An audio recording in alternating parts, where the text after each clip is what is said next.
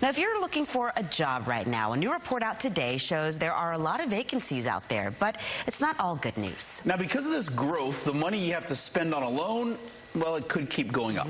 ABC 13's Nick Notario joins us live in the studio to break down the April jobs report and, most importantly, what it means for you. Nick, good afternoon. Yeah, good afternoon to you both. You know, analysts thought that there would be about 180,000 jobs added. Instead, it was 230,000, so way more than expected. If you say, Nick, well, where are these jobs? Let's go ahead and show you. So we're talking professional and business services was the big one. Think science or tech companies. The next one was healthcare. Everyone, you know, probably knows what those are. Leisure and hospitality. Another big jobs gainer, hotels, tourism, those types of jobs. And then lastly, financial activities. Actually, insurance carriers added a lot of positions last month. Now, I talked to an economic expert who helps people find work. She's not only encouraged by the job numbers that were added, but there were other signs as well.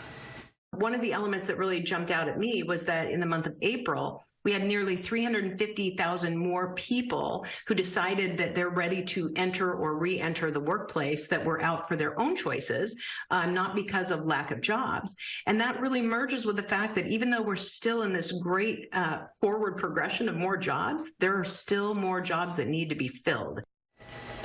All right, the jobs report also showed the unemployment number went down to 3.4%, and we just had a story about the pandemic. That's right. Well, 3 years ago in this month, I took a look, the unemployment rate was 15%, so a huge drop in just 3 years.